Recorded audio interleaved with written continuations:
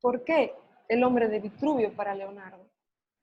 Porque hay una recuperación en el Renacimiento del mundo clásico. Porque lo que se quiere negar es todo lo que sucedió en una etapa anterior al Renacimiento. ¿Cuál fue esa etapa anterior al Renacimiento? ¿Qué venimos de ver? La Edad Media. La Edad Media. Ya hemos visto las características en la Edad Media, como era la estética medieval, didáctica, simbólica, cristianismo, dirigida constantemente en ese ideal, ¿no?, que planteaba Santo Tomás entre la fe cristiana y la razón. Santo Tomás es el padre de la escuela escolástica, decíamos que ahí ya emergen como las nuevas universidades del mundo, pero desde una visión muy ideológica. Eso ahora se desecha. Digamos que se busca que sea laico el asunto. Se busca el laicismo frente a lo que viene siendo la teología, digamos una etapa más teológica. Ahora estamos en una etapa antropocéntrica, es decir, el hombre como medida de todas las cosas y el hombre como centro del mundo. Esta imagen de Vitruvio recupera eso para Leonardo. Es como el qué del mundo de la revolución cultural del Renacimiento, es decir, humanista, está representada por esta anatomía del hombre, no la mujer, ojo.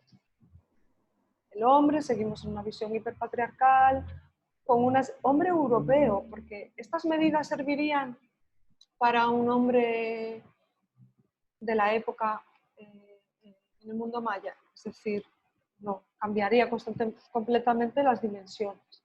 Entonces, estas medidas del hombre como medida de todas las cosas es una visión que es absolutamente Europa como centro del mundo. Es esa visión que tenemos que empezar a deconstruir. Eso no significa que esté mal, tenemos que aprender de esto. Como, a ver, ¿por qué Leonardo retoma Vitruvio? Porque Vitruvio fue un arquitecto que escribió un tratado de arquitectura en el siglo I a.C., en la época romana, donde las matemáticas y el canon estético de la proporción áurea griega como una dominante estética propia de ese momento, del mundo clásico, era lo que permitía medir la armonía de la belleza. Es decir, era un canon de la belleza que trascendió.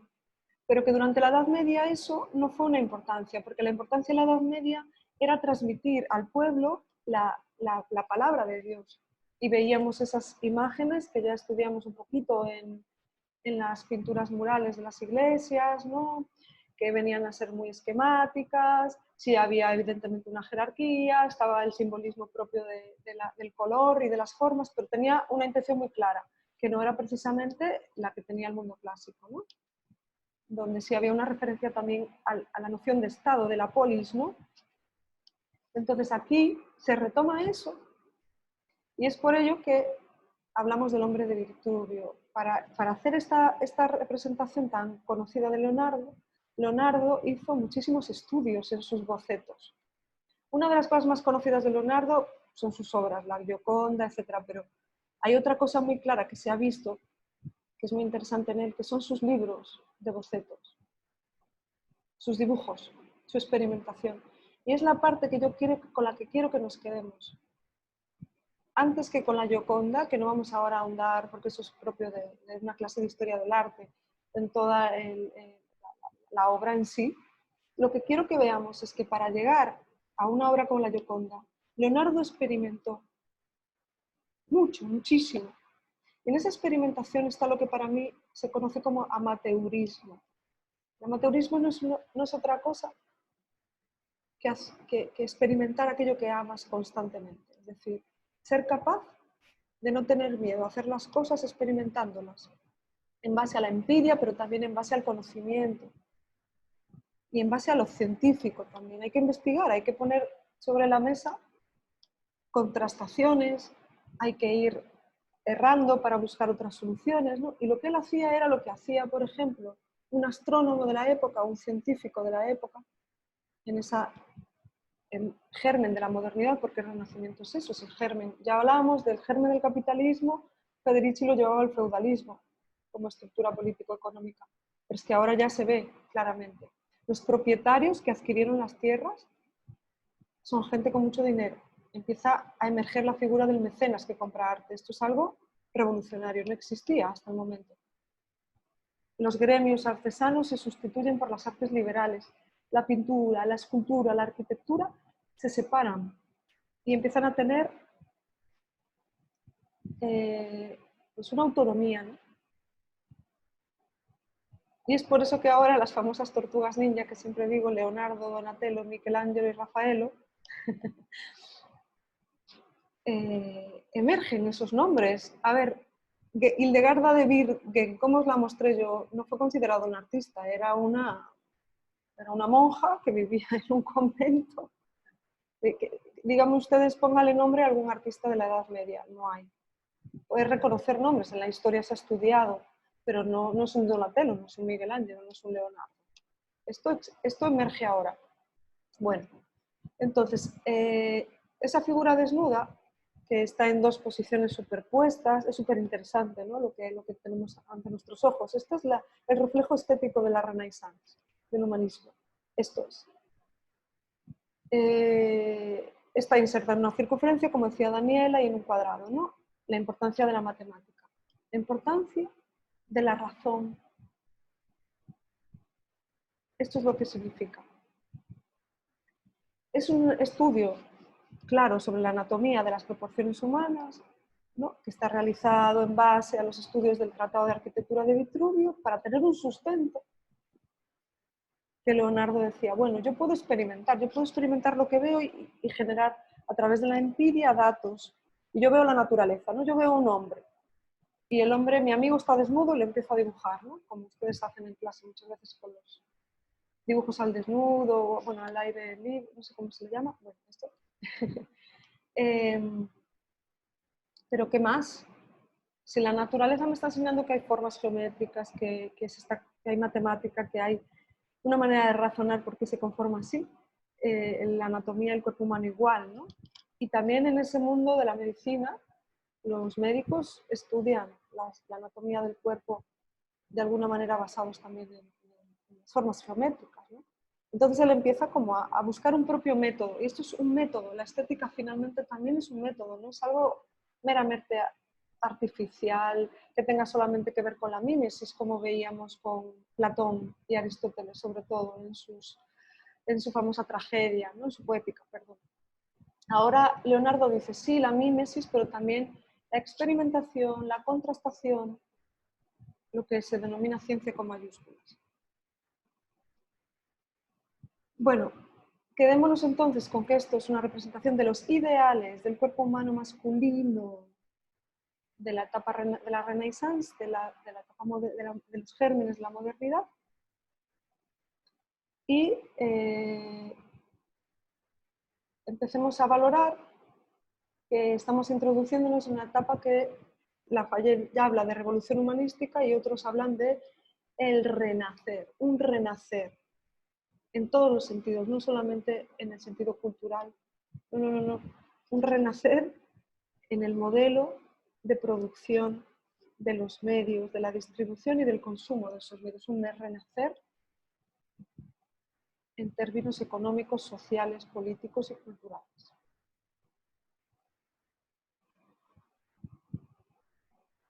Es lo que se conoció también como la età nuova, en italiano, età nuova o la etapa nueva. Una etapa donde se innovó, por eso se le llama innovación, es algo que se innueva. ¿Sí? De ahí viene la raíz de lo nuevo. Pero eso nuevo no viene solo. No es como que, soy un genio y he venido a iluminarles a todos con mi sabiduría y innovo porque se me ocurrió la perspectiva, se me ocurrió el esfumato. No, ¿por qué experimenta? ¿Por qué el esfumato de Leonardo? ¿Por qué la perspectiva en el Renacimiento? Porque existen los medios y hay una fuerza de trabajo previa de todo ese campesinado que en la Edad Media trabajó, fuerza de trabajo, energía, para poder generar cambios que luego los propietarios, señores, se apropian y hacen suyos. Pero gracias a todo eso se genera la tecnología y se experimenta con la técnica para poder evolucionar lo que viene siendo pues todas esas vamos a hablar de técnica de tecnología, ¿no? Que hacen posible que las cosas cambien, se transformen. Eso es muy importante tenerlo en cuenta porque yo, si no, no tiene ningún sentido. Les podría estar diciendo, no, pues aquí vemos la perspectiva. ¿Y de dónde viene la perspectiva? ¿Por qué la perspectiva? La perspectiva no nace de la nada. Nace de las posibilidades técnicas y de los medios de producción propios del capitalismo. Y ahora, más que nunca, lo vemos palpable.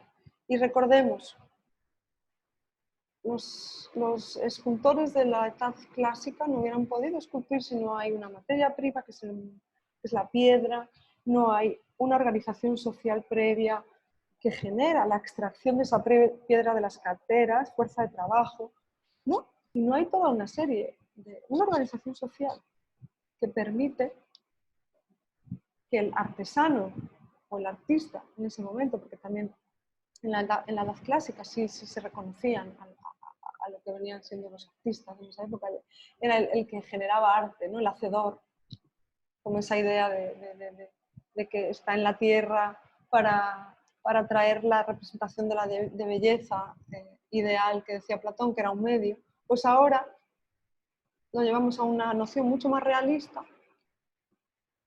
pero es lo mismo. No podemos desvincular la estética de todo ese bagaje práctico. ¿Vale? Por favor, eso que quede muy claro, porque es lo que quiero transmitir todo el tiempo en este curso. Hay, por tanto, ahora, frente a la fe en Dios, una fe en el ser humano, una fe en los sujetos, en los individuos, sobre todo hombre con mayúscula. El nuevo hombre es la nueva clase social representada por la burguesía.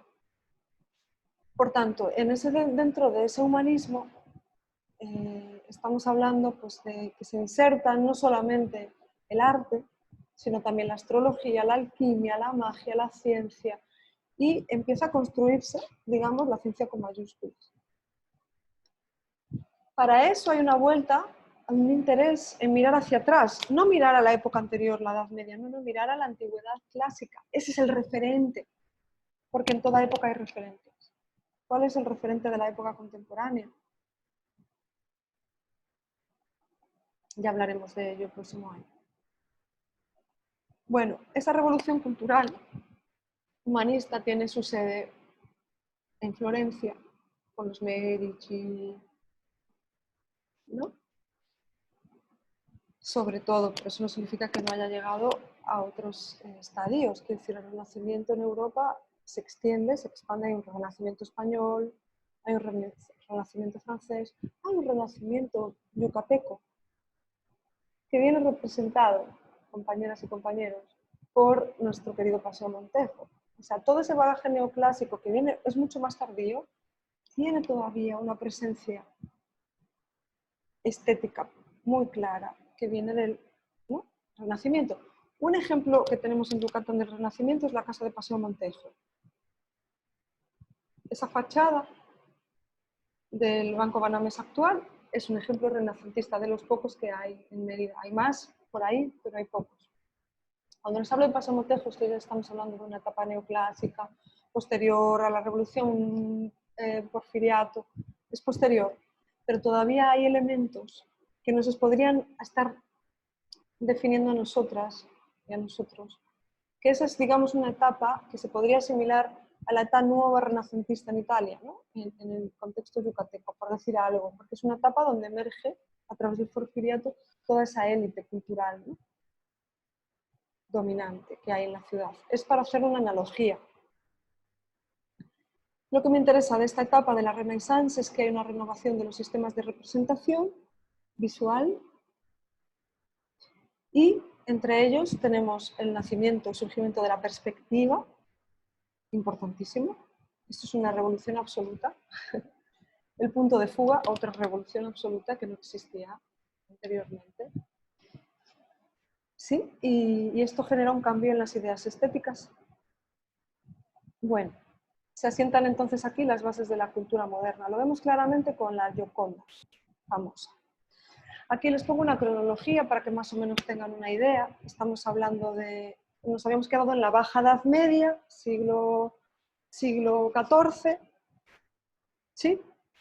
Ahora estamos entrando lo que viene siendo la etapa más humanista, es el 400, siglo XV, 400 italiano, luego vendrá el 500 italiano, siglo XVI, que es la etapa clásica, donde ya todo esto que se lo estoy contando de las nuevas revoluciones tecnológicas se afianza.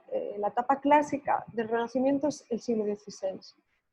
Se ha trabajado ya muchísimo la perspectiva, se ha explorado nuevas formas de representación en el 480 y ahora lo vemos en su máximo esplendor, que es donde están todos los artistas clásicos que conocemos, en el 580. Esas figuras que se convirtieron pues, en los artistas que vienen un poquito a explorar toda esta nueva revolución, ¿no?, cultural.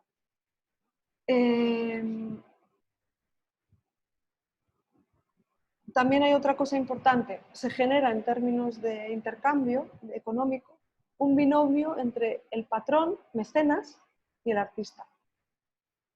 Y eso es algo que ha repercutido en la manera que tenemos de ver el arte y de entenderla en nuestros días. Ahora, con una noción muy clara de mercado, ¿sí? El arte se vende, el artista se vende, el artista forma parte el artista se convierte en el mercado mismo y toda su obra, ¿no? Pero esto viene de aquí, esta fórmula donde hay un mecenas que es intermediario, que también recibe un tributo, es decir, está recibiendo, vive, digamos, y genera económicamente a través de esos medios de producción la distribución de esos medios y una retribución. Esto inicia aquí. En las artes y oficios de los gremios de la Edad Media no era el modelo de producción económica del arte.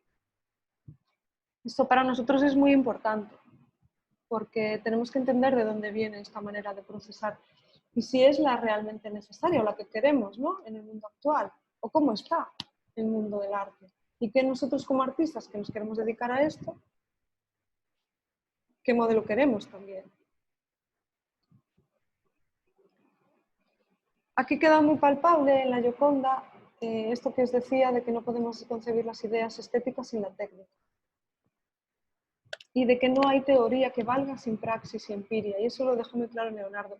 Para hacer esto, Leonardo tuvo que experimentar muchísimo para llegar al esfumato. El famoso esfumato, que es una técnica. Que sí, que se basó en la naturaleza, de esos paisajes que él veía, donde había una neblina, ¿sí? Hubo mucha observación, muchísima empiria, pero también hubo mucha experimentación y contrastación, mucha lectura también, mucha relación con amigos que se dedicaban a la ciencia, a la astronomía, mucha relación con amigos y gente en su mundo que se relacionaba también con la producción técnica de objetos, como podían ser en ese entonces objetos varios que a los astrónomos les servían para ver las estrellas, a los cartógrafos para poder entender cómo se conformaba la Tierra, ¿no?, para las navegaciones y cómo construir los mapas, y empezaron a surgir una serie de objetos que se consideran dentro de esa ciencia pública de ese entonces, que permitían que esa técnica evolucionara. No voy a entrar ahora en términos de la sonrisa, de la Gioconda, que ya es una cuestión muy realista, ¿no?, que también se introduce en este momento, pero es para que vayamos comprendiendo de qué va el asunto. Interesante también cómo hay esta introducción del realismo en la pintura, a diferencia de lo que venía siendo la Edad Media, que había un idealismo y un simbolismo, ¿no?, y un misticismo, sobre todo, que nos refería como ese ideal, ¿no?, que siempre estaba con esa mirada mística hacia lo que venía siendo la idea divina, ¿no? Ahora se introduce el realismo y la perspectiva o los puntos de fuga, y estas evoluciones técnicas forman parte de ese realismo. ¿Por qué? Porque cada vez más nos estamos acercando a un modelo de representación visual que se asemeja mucho con lo que vemos, con lo que ven nuestros ojos, ¿no? Es decir, nosotros ahora salimos a la calle, si pudiéramos, a nuestra calle, y nos ponemos a mirar hacia el fondo. Además, ahora más que nunca, que no hay nadie por la calle, veríamos la perspectiva, ¿no? Clara. Ahora entendemos perfectamente que eso es perspectiva, el punto de fuga. Si quisiéramos salir con nuestro celular y te dice alguien, sácame una foto en la que se representa el punto de fuga, ¿no? Tendrías que tener unas mínimas nociones, pero hoy en día, si hacemos ese ejercicio, tenemos muy claro todos lo que es un punto de fuga, o casi todo el mundo, porque también esto tiene que ver con los estudios del ojo, ¿no?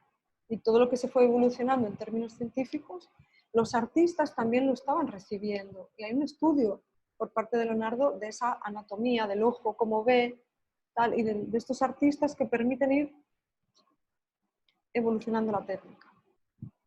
Bueno, pues hay también entonces aquí dos imágenes, una a la izquierda que representaría más pues, la estética medieval, ¿no? El medievalismo estético frente a un humanismo estético o una estética renacentista, donde ya tenemos la representación de un punto de fuga, ¿no? El elemento central aquí también está presente, hay muchísima más perspectiva, es decir, hay un trabajo bidimensional mucho más amplio en esta imagen, perdón. Y esto es posible, como les digo, gracias a la experimentación. Hay un cambio también en el tema de los colores. Aquí bueno, estamos introduciendo ya técnicas como el temple, la clara de huevo, aunque estas cosas ya se experimentaban con las miniaturas medievales. Pero bueno, estamos en la etapa del temple, ¿no? Con Giotto y otros artistas ya de finales de la Edad Media, del gótico, y que se introducen ya ahora como Fra Angelico, y los artistas del 480 experimentan muchísimo con estas nuevas técnicas de pintura sobre tabla, ¿no? Donde los colores vivos que vemos que se iluminan, que son absolutamente vivos, son gracias a experimentar con técnicas como por ejemplo introducir el huevo, ¿no? Que es la clásica pintura al temple. No sé si ustedes ven algo de esto en la carrera, sería muy interesante, porque esto es fundamental, no solamente el acrílico y el óleo, ¿no? Que son técnicas mucho más modernas, más contemporáneas. Aquí se exploraban técnicas súper interesantes que empezaban a permitir reflejar esa revolución humanista, ¿no? Es decir, la luz, aquello que queremos resaltar como algo muy realista, también nos lo está permitiendo los medios que tenemos a nuestro alcance. Experimentemos con eso, ¿no?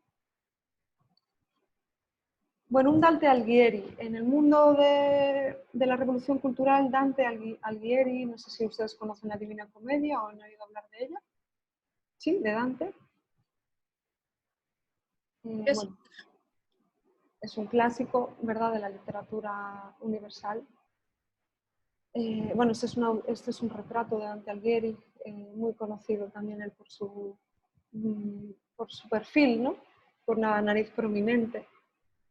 Me interesa hablar de Dante Alighieri porque no solamente estamos hablando de los grandes artistas del Renacimiento desde el punto de vista de la pintura, la escultura o la arquitectura, que además cada uno de esos artistas encarnaba todas esas facetas, es decir, un Brunelleschi era arquitecto pero también pintaba y también esculpía, un Miguel Ángel en el 580 igual.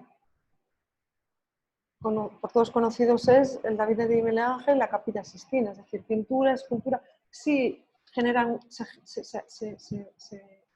convierten se liberan en sí las artes y se genera una autonomía, pero eso no significa que todo el modelo anterior de los gremios, de los artesanos, en el que sí había una especialización del trabajo, pero también existe toda una... En el humanismo, ese es el humanismo. Es decir, un artista es rico si explora todas las artes.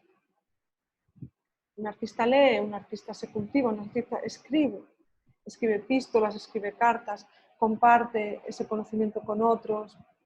Para poder, pues necesito del maestro para poder yo aprender escultura, pues necesito de la escultura para poder pintar la Capilla Sistina, porque si no la perspectiva yo no la entiendo, si no es a través de la tercera dimensión, ¿no? Y se experimenta. Eso es algo que hemos perdido, las cosas. Con esto les quiero decir, a través de Dante Alighieri, que en su Divina Comedia, bueno, aquí tenemos como para que veamos el parangón de su cabeza, ¿no? Como también otra reflexión en torno a la composición y cómo se construye a lo mejor esa pintura, ¿no? Que también muchas veces el canon en esa estética humanista está muy presente, como les digo. Hay una presencia de las matemáticas de la proporción áurea que viene de la edad clásica griega muy presente. Nuestro querido Dante Alighieri, que era una figura también muy rica, ¿no? en su propia presencia, un físico, a la vez psíquico, a la vez intelectual, escritor, ¿no? En su Divina Comedia, que ha sido muy representada por el mundo de la pintura, en general por muchísimos artistas a lo largo del mundo. Este libro ha sido editado en múltiples ediciones en múltiples idiomas y ha sido siempre acompañado de dibujos. Lo que me interesa es que la composición de esta obra, para quien la ha leído, si no se lo recomiendo muchísimo, la composición del poema, retomando la poética aristotélica, está compuesta por 33 cantos en 3 tiempos que tienen que ver con la Biblia, ¿no? El infierno, el purgatorio, el paraíso. Y eso es algo simbólico constantemente, pero es el simbolismo, ese ideal simbólico con la representación matemática, que sí que se convierte en algo simbólico, sí, porque además esta obra está críticamente también abordando toda una investigación sobre el hecho bíblico, ¿no? A través de esta recuperación que hace Dante. Que Dante fue un revolucionario, Dante fue un activista de su tiempo, fue un crítico absoluto hacia lo que venía siendo la teología cristiana y lo hizo a través de una gran obra, ¿no? La Divina Comedia la llamó además, retomando todas esas preceptos clásicos que veíamos con Aristóteles en su tragedia, en su comedia, en su tragicomedia, la poética. Aquí hay mucho de Aristóteles, ¿no? Y es el claro ejemplo de la transición del pensamiento teocentrista medieval al renacentista antropocentista. Es una de las creaciones más importantes de Dante, que fue para mí un humanista de los más importantes también, y una de las obras fundamentales de la transición de ese pensamiento medieval al moderno, digamos, ¿no? Cada una de las partes, infierno, purgatorio y paraíso, está dividida en 3 cantos. El 3 como un número bastante simbólico, ¿no? Y 33 cantos en total la Divina Comedia, ¿no? Y bueno, pues hay un orden, hay un canon también estético en la ordenación de este poema, porque no podemos reducir tampoco la estética, por supuesto, a las representaciones de pintura, escultura y arquitectura, la poesía y muchas otras representaciones. Veíamos el dirambo, la danza en la edad clásica. Lo que pasa es que ahora se liberan, se dividen, ¿no? Platón consideraba la poesía como un arte menor, ahora no. Ahora tenemos un Dante como tenemos un Leonardo. ¿No? Están equiparados al mismo nivel en términos de que son pues, bueno, reconocidos como artistas que ya firman con su propio nombre en sus propias obras, ¿no? Ejemplos tenemos varios, un Botticelli, por ejemplo, esto lo voy a pasar rápido, ¿no? Donde nos está representando ya a través de sus obras siempre muy ancladas a la mitología clásica, ¿verdad? Hay una clara recuperación de la mitología aquí. Con su Venus veíamos ya esto con Platón. Botticelli es un platónico absoluto, es la recuperación del neoplatonismo en estado puro. Y vemos unos cambios estéticos en términos de composición visual en la pintura que ya nos están llevando pues, a una estética de la inestabilidad, de la linealidad, la importancia del trazo es muy importante en el Renacimiento, ¿no? Y bueno, en la arquitectura tenemos a un Alberti, por ejemplo, que dice, la belleza solo se logra cuando se siente que todo cambio resultaría nocivo. Nos está diciendo, si vemos la posibilidad de que aquí haya un cambio, eso no sería bello. Es decir, hay tanta proporción en este asunto y lo vemos en estas fachadas clásicas florentinas. Lo podemos llevar al mismo hombre de Vitruvio. Aquí está representado el hombre de Vitruvio en estas formas. ¿Sí? Esto viene del mundo clásico, del Partenón, adaptado evidentemente a un mundo que está viviendo una revolución, a un contexto que está viviendo una revolución. Porque además ahora pasamos de centrarnos a los edificios civiles, la importancia de los palacios florentinos, ¿no? Y la presencia de las fachadas, a diferencia de las iglesias románicas o del mundo medieval, ¿no? Que eran mucho más austeras, a diferencia del gótico, que estaba también, bueno, pues como sabemos, unas formas absolutamente elevadas, ¿no? Pero también había un horror vacui ahí en esas iglesias, ¿no? O en la escultura, con el tratado de estatua, ¿no? Que es el hombre singular de Alberti, para que vean, el mismo que hizo esta fachada, en Santa María Novelo, hizo también esta escultura, ¿no?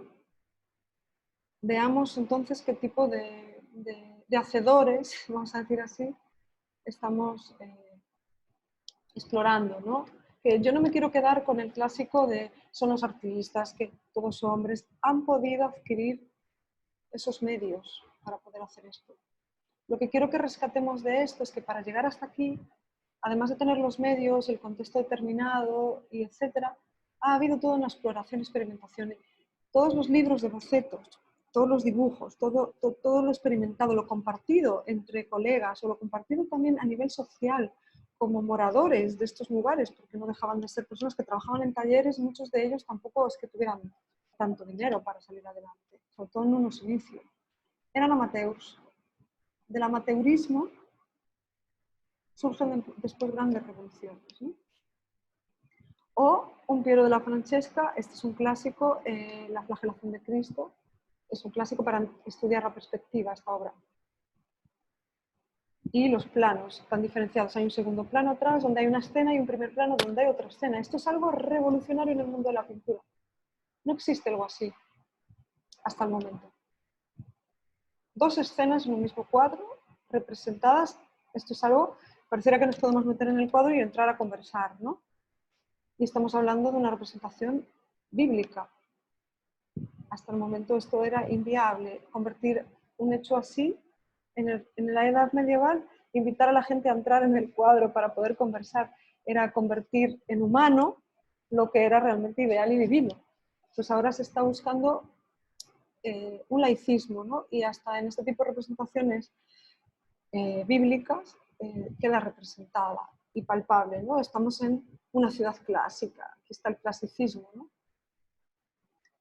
El famoso Bosco, bueno, ya más tardío, ¿verdad? Estamos hablando del siglo XVI, 580, revolucionario donde los haya. Yo pongo siempre en un mismo lugar a Dante Alighieri y al Bosco, porque me parece, bueno, pues grandes revolucionarios activistas también.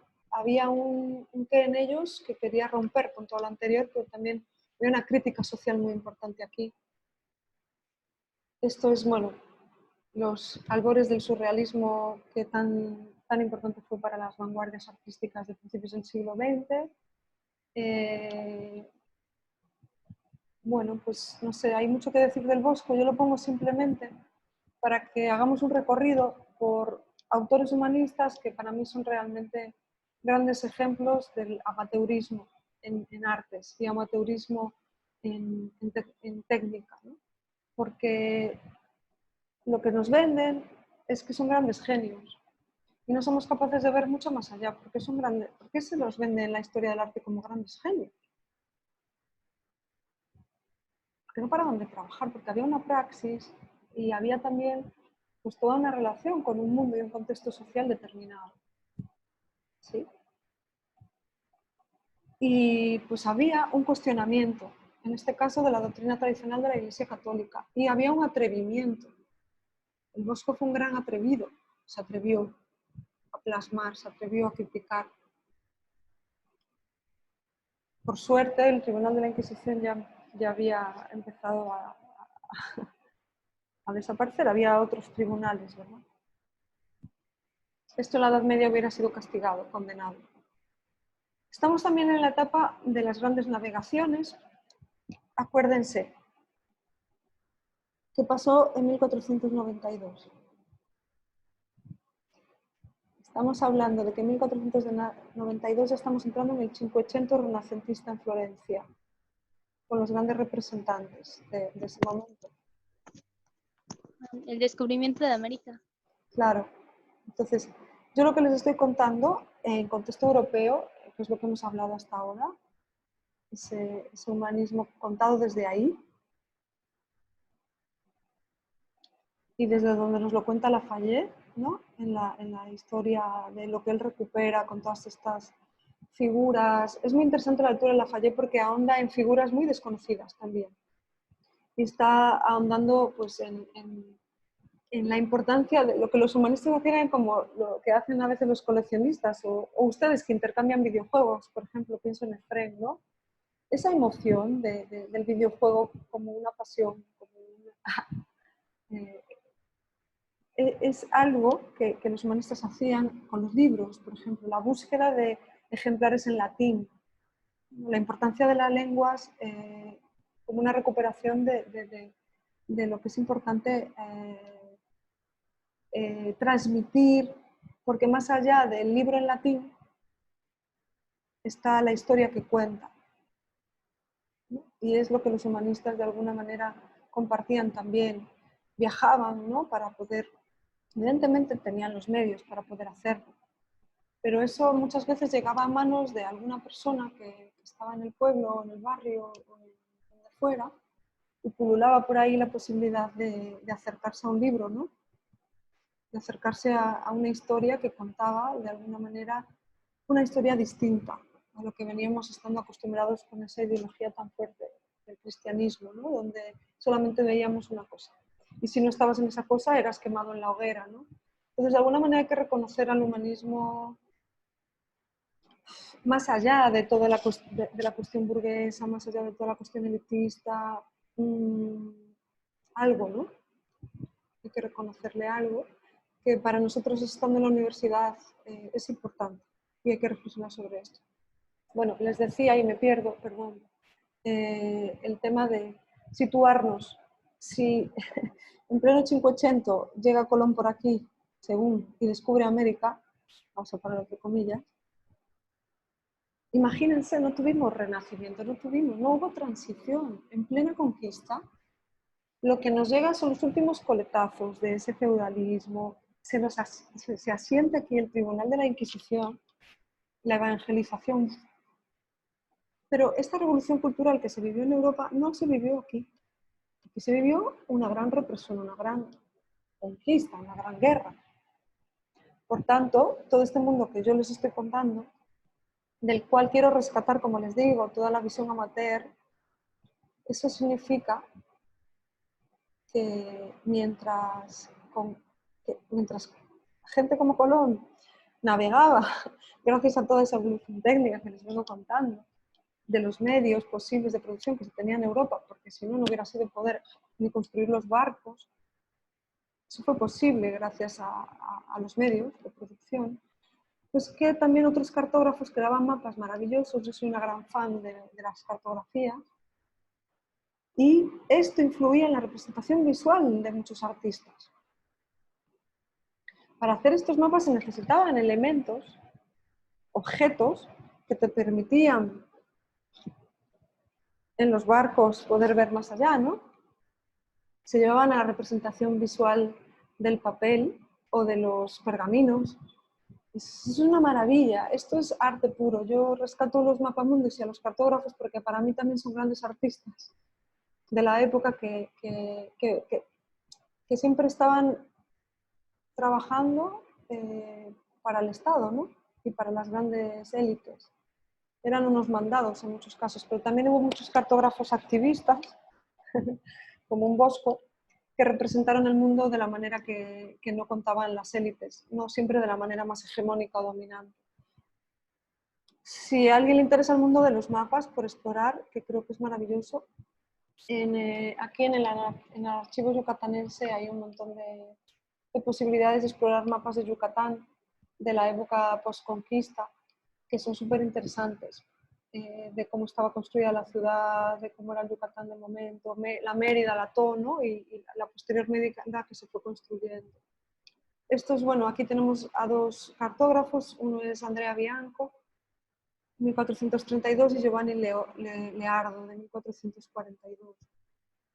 no podemos negar que en estas representaciones estéticas está representada la conquista y todo lo que estaba sucediendo en el contexto social de determinado momento, que tiene que ver con la apropiación de otros territorios y de los recursos de esos territorios para poder seguir trabajando esos medios de producción, para poder seguir desarrollándose. Y eso implica las siguientes y posteriores evoluciones técnicas y culturales que se dan. ¿Sí? Aquí tenemos la proyección de un Gerardus Mercator, que fue el mapa que conocemos hoy de Google, lo creó este señor en el siglo XVI. De esto ya hablaremos más el próximo año. Pero para que sepamos que estas representaciones cartográficas visuales vienen de entonces y llegan hasta nuestros días. Es una manera súper dominante de ver el mundo porque estaba mediada por los intereses que tenían en ese entonces las monarquías, los reyes de Europa, para apropiarse de las tierras de otros lugares. Entonces esos mapas representan mundos que no necesariamente tienen por qué ser así. Es decir, muchas veces en sus proporciones, incluso porque en el siglo XVI ha evolucionado bastante el mundo de la cartografía. Se pueden medir de manera un poquito más cercana a la realidad las cosas, ¿no? En aquel entonces había cuestiones que estaban muy desproporcionadas, pero también había mucha ideología política y se ponían más grandes países que entonces no eran tan grandes. El sur siempre es visto mucho más pequeño. África es mucho más grande que países del norte, ¿no? Entonces, al final, en esa pequeñez también hay pues se ha construido el mundo desde esa mirada hegemónica. Los países del sur siempre más pobres y los países del norte siempre más ricos, o las grandes potencias, ¿no? Y luego, bueno, hay otras proyecciones, no les quiero entrar en el cuento chino, pero ya en la etapa de la modernidad ilustrada, siglo XIX, hay otras proyecciones que vienen a sustituir a las anteriores desde un punto de vista crítico también, hasta el día de hoy que compañeros en el 2017 han creado el mundo del revés, ¿no? Las proyecciones al revés. ¿Qué pasará si le diéramos la vuelta al mundo y los países del sur sean países del norte, ¿no? Pero bueno, ya hablaremos de esto. Me parece interesante introducir aquí la relación de la astronomía y el arte, porque en el mundo humanista fue muy importante esta relación, como yo les iniciaba, y para Leonardo también fue muy importante. Hay otros artistas como Kep, bueno, la relación que tienen artistas holandeses, saben el matrimonio Arnolfini, ¿no? De Van Dyck, ¿no? El estudio de los planetas. Aquí tenemos a dos clásicos que son, por un lado, las ideas de Ptolomeo, que decía que la Tierra era el centro del universo, y después nuestro querido Copérnico, que refutó su tesis y dijo, se basó en el heliocentrismo, es decir, la Tierra no es el centro del universo, sino que los planetas y la Tierra giran alrededor del Sol. Eso fue un cambio a nivel revolucionario brutal, que también tiene que ver con el cambio de la revolución de la Renaissance humanística. Y muchos artistas, en esta imagen del fondo, esta obra es un clásico, aquí hay perspectiva, bueno, todo lo que hemos visto. Hay un detalle minucioso increíble que te lo da también el tipo de técnica pictórica que están utilizando, ¿no? Pero aquí en la representación del reflejo, esto luego lo hizo Velázquez también en sus meninas, esto solo es gracias a ese tipo de técnica, a la tecnología. No hubiera sido para Jan van Eyck posible si no tuviera al alcance ese tipo de posibilidades de experimentar, ¿no? Explorar para poder representar visualmente cuestiones que van más allá del ojo. Esto fue revolucionario, esta obra. Bueno, pues esto también viene, como les decía, de la relación que tienen los artistas del momento con ciencias o disciplinas, vamos a decirlo así, como la astronomía en este caso. Es un poquito lo que yo quería rescatar.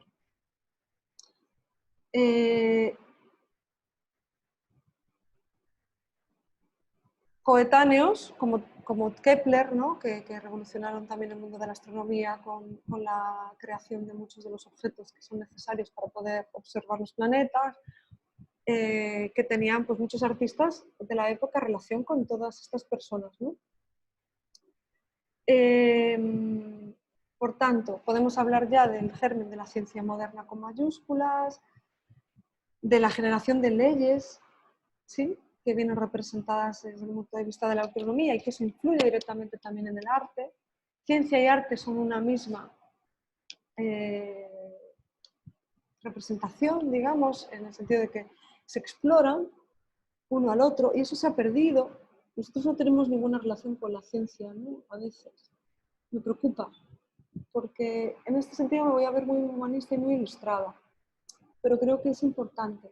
Yo tuve un médico que me operó en una ocasión hace unos años, que él había estudiado medicina y luego estudió Bellas Artes, porque decía que no podía entender la ciencia sin el humanismo, sin la representación visual. Entonces él tenía una gran pizarra en su despacho y te explicaba cómo te iba a operar. Te empezaba a dibujar toda tu anatomía y te explicaba por dónde va a entrar el tubo, por dónde va a salir, y salías de ese lugar como diciendo, wow. Y además lo hacía con una sensibilidad brutal y me parece fundamental. Y él me hizo entender que esto es una gran realidad, ¿no? Hay compañeros de ustedes, que he conocido alguno por ahí, que además de arte estudian otras carreras como matemáticas. La compañera Rubí, hay otra compañera que ya terminó que estudió química y que estaba explorando la relación de las ciencias y las artes. Es muy interesante, ¿no? Y en ambos, en la ciencia del arte y la astronomía en este caso, se manejan conceptos que son inseparables, como la proporción, la armonía, la unidad, ¿no? Con la verdad, la belleza, ¿no? que están tan presentes en la visión estética. En la astronomía también hay esto, también hay estética, y también está presente, no lo podemos desvincular, ¿no? Ejemplos tan claros como las representaciones visuales que hacían astrónomos como Ptolomeo o Copérnico, que Copérnico es el que a nosotros nos compete ahora porque es también un humanista, que viene a refutar, como les digo, la tesis de nuestro compañero Ptolomeo, que es un clásico de la época romana, ¿no? que viene como les digo, a generar también una revolución, el famoso giro copernicano, que nos dice que ha llegado hasta nuestros días, que son los planetas los que giran alrededor del Sol y que no es la Tierra el centro del mundo. ¿Sí? O Juan O'Gorman, que representa esta misma visión dualista entre Ptolomeo y Copérnico como dos mundos, que él asocia a la noción del antes de la conquista y el después de la conquista como dos mundos que se hermanaron y que hoy en día son el mismo mundo, en este gran mural de la UNAM, por todos conocidos. Vean qué tan importantes son estas bases humanistas para el mundo en realidad, porque han influido en la manera de pensar que tenemos, ¿no? Concluyendo, el humanismo nos sitúa como revolución cultural en la fe, en poner la fe en los seres humanos. Yo no digo que esto sea lo que tengamos que hacer, solo estoy contándoles una parte de la historia. Creo que también hay que desantropizar el mundo, porque el haber puesto al ser humano como centro de todas las cosas no es la solución a nada. Al contrario, nos está enseñando a día de hoy que ha sido un gran error, pero solamente les estoy contando, ¿no? Una parte de la historia. Porque el hombre ahora, al situarse como mediado a todas las cosas, empieza a dominar a la naturaleza a través de la experimentación científica, a poner la razón en el centro. Eso lo vamos a ver el próximo curso con Kant y la modernidad. Y eso también ha generado que ese dominio de la naturaleza nos haya llevado a donde estamos a día de hoy, confinados en nuestras casas. Los fundamentos estéticos están asociados a la técnica y a los medios de producción. Eso, por favor, siempre es algo que recargo. No solo el arte puede seguir parámetros científicos, sino también la ciencia puede ser vista desde una perspectiva artística con fines estéticos. Y eso lo representan dibujos como el que tenemos aquí, que es de Kepler. y bueno, pues los criterios artísticos del Renacimiento coinciden con supuestos de la astronomía, ¿no?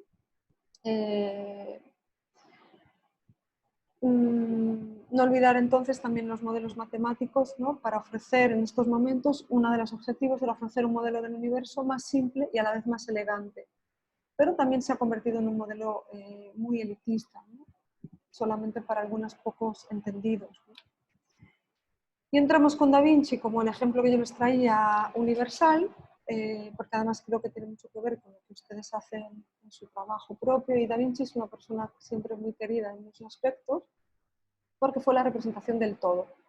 Se le considera filósofo, campesino, artista, pintor, bueno, un inventor, un músico también, poeta, urbanista, influencia muchísimo el pensamiento de la sociología urbana moderna y contemporánea, filósofo, escultor, ingeniero, etc. Es decir, era un amateur porque todas estas características que se le ponen a él como etiqueta, en realidad lo que nos quiere decir es que era una persona pues, que tuvo mucha inquietud desde niño, que vivió en el campo, que vivió en unas condiciones también muy de pobreza, que tuvo la posibilidad de explorar, porque el niño Leonardo, cuando estaba en el campo, también pudo tener ocio. Aunque su familia vivió también muchas durezas, pues fue un niño al que se le permitió explorar. Y Leonardo tenía mucha inquietud por explorar. Entonces en esa exploración iba y observaba y pintaba y dibujaba y agarraba algo de la naturaleza y lo convertía en otra cosa. Sí, pero el hecho de que se le pongan todas esas etiquetas no nos dice más que fue una persona que exploró, una persona que experimentó con los medios que tenía al alcance. Y tuvo la capacidad de poder adaptarlo, pero no tuvo miedo por poder explorar otras disciplinas, no tengan miedo de hacerlo. La única manera de poder avanzar, esto de especializarnos solo en una cosa, ¿no? Que nos ha llevado también el mundo moderno a...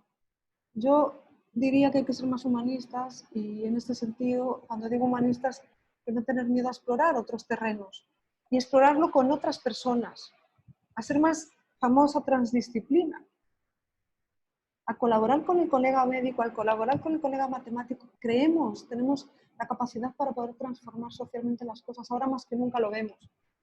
En el CONACYT no solamente están, por un lado buscan científicos, ¿verdad?, para poder explorar posibilidades de una vacuna, pero también se buscan artistas, también se buscan gentes del mundo social, trabajadores sociales. Necesitamos de todo esto para poder buscar transformar el mundo, ¿no?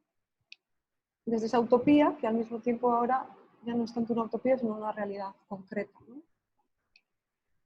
En Da Vinci claramente hubo unos ideales, intereses intelectuales y estéticos. Estéticos en referencia al arte y intelectuales en referencia al mundo más de la ciencia, ¿no?, del conocimiento abstracto. Al igual que Alberti, retomando ambas figuras, el bebé de Alberti, recuerden esa fachada de Florencia que les puse, donde hay un montón de círculos. Bebe del círculo considera la figura perfecta, ¿no? Y, como les decía, el lenguaje matemático y geométrico para Leonardo son fundamentales. En su tratado de pintura lo deja patente. Aquí tenemos una representación de Alberti, de un círculo con el sistema del lenguaje, de la representación del abecedario. Aquí tenemos, de alguna manera, bueno, esto lo utilizaba para mediciones. Yo ahora no me voy a meter mucho en esto porque tampoco soy experta en el tema de las matemáticas y la relación con la representación de la arquitectura, pero aquí tenemos bocetos que me interesan de Leonardo, de la anatomía del cuerpo humano, que pueden encontrar cientos y miles en la red. Hay muchos libros sobre los bocetos de Leonardo, porque por suerte llegaron hasta nosotros y sus discípulos en muchos casos lo recogieron.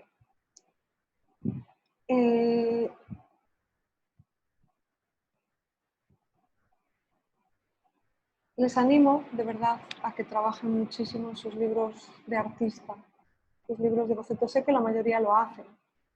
No los pierdan de vista. Una vez fui ahí en la facultad asesora de una tesis de un compañero que ya se tituló, con sus libros de artista, de toda la facultad. Y fue súper interesante su trabajo, porque mostraba los procesos de cómo él fue evolucionando, ¿no?, a lo largo de su trayectoria. Y finalmente su trabajo lo está dedicando mucho a la creación de libros de artista, ¿no? Entonces es muy interesante. Yo no consideraría exactamente esto como un libro de artista, aunque sea denominado así, sino que son los bocetos. Esto es lo más rico de cualquier persona que crea algo, ¿no? Aquí está el amateurismo que les digo presente. El amateurismo no es otra cosa que experimentar, jugar a la prueba-error, observar, representar, volver a representar, observar, dibujar. Esto representar, ¿no? Esto ayuda a que esa representación después no solo pueda ser llevada a una escultura, en el caso de Leonardo, no, ayuda a entender cómo una ciudad, en su influencia en el urbanismo, con sus coetáneos como compañeros como Brunelleschi o arquitectos que construían la ciudad de Roma, de Florencia, él también asesoraba, porque el hecho de conocer de lleno la figura humana permitía entender la escala humana dentro de una ciudad y permitía construir ciudades más humanistas, donde, como les decía, el hombre como centro del mundo, las ciudades no se podían comer al hombre, el hombre tenía que ser acorde, ¿no? Una ciudad que fuera estéticamente bueno, beneficiosa para la humanidad. Ciudades que hoy en día ya no construimos con esa visión humanista, pero para nada. Por eso nos estamos muriendo de calor, por ejemplo, en Mérida, ¿no? Entonces, bueno, hay como varios elementos, ¿no? que tienen que ver con esto ay, no sé por qué perdí, perdonad, aquí. En las ideas estéticas de Leonardo, que si ustedes revisaron un poquito el Tratado de Pintura, yo les pedí que escogieran algún capítulo para relacionarlo con la visión de la lectura de Jafayé, de la Revolución Humanista, porque en su Tratado de Pintura, que recogieron sus discípulos, y son trozos de cosas que él escribía, no es que escribió un tratado de pintura de principio a fin ordenado, sino que lo que vemos ahí son cosas que él escribió. En general, me interesa resaltar los principios metodológicos del tratado de pintura. Uno de ellos es la experiencia, la importancia de la experiencia, de lo empírico, de experimentar, la observación empírica, en relación a la experimentación a través de la matemática. ¿Sí? Eso es muy importante, experiencia y experimentación. La práctica comprobable, es decir, cómo después de recoger desde esta experiencia empírica y la experimentación con los modelos de la geometría y de la matemática, como esto lo compruebo en la práctica, vuelvo a la empiria, vuelvo a la práctica y lo compruebo, no es una cosa que exclusivamente se queda ahí, y eso lo hacía él constantemente para poder generar una Gioconda, por ejemplo, o una Virgen de las Rocas. Voy, observo la naturaleza, mido, retrato en mis bocetos, leo, observo, vuelvo a la naturaleza, vuelvo a mi obra y compruebo.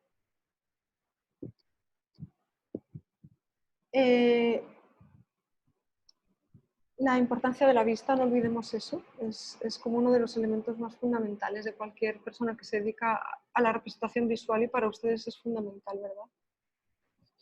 No quiere decir eso que por no tener, si la vista nos fallara, no podíamos poner otros sentidos, pero bueno, es importante a la hora de pensar lo visual. Lógicamente estamos estudiando artes visuales y la vista es algo de lo que no se habla mucho y es fundamental. La pintura para Leonardo era filosofía, ¿no? Y no había una distinción entre arte y ciencia, y la naturaleza es fuente de conocimiento. Esto es algo que viene del mundo griego, absolutamente, del mundo clásico. La visión estética de Leonardo entonces corresponde siempre y corresponde claramente a un momento histórico determinado, la revolución humanística de la Renaissance, se da por los medios de producción, por un contexto determinado, si no hubiera sido posible, y nos viene a referir, que esto es algo que siempre me decían mis maestros en la carrera de Historia del Arte, que cada artista es hijo de su tiempo, ¿no? El Tratado de Pintura de Leonardo incluye recomendaciones, que espero que les puedan servir a ustedes, consejos e instrucciones técnicas que también considero que les podrían servir en dado caso. Ténganlo ahí entre sus archivos como algo a lo que pueden recurrir para explorar en el mundo de la pintura, por ejemplo. Vuelvo a decir, una de las influencias más notables en Leonardo es la platónica, pero también la aristotélica, en la parte también del realismo, ¿no? Siempre hay en su obra un fin realista, eso no nos cabe duda.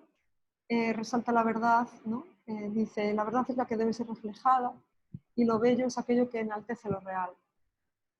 Hace muchísimo énfasis en la luz, eso también nos queda claro, ¿no? El uso de la iluminación, pero eso en general en la estética renacentista es una característica muy importante de la estética humanista, renacentista, los volúmenes y el brillo, ¿no? Y también hay algo, más allá del realismo, que nos dice Leonardo, pero ojo, el arte también es una creación fantástica, no olviden imaginar. Ahí está la clave del éxito de las obras de Leonardo. En la Gioconda está presente la imaginación, la fantasía. Nos da pie a pensar en esa mujer, en su historia, esa sonrisa surge de esa imaginar, ¿no?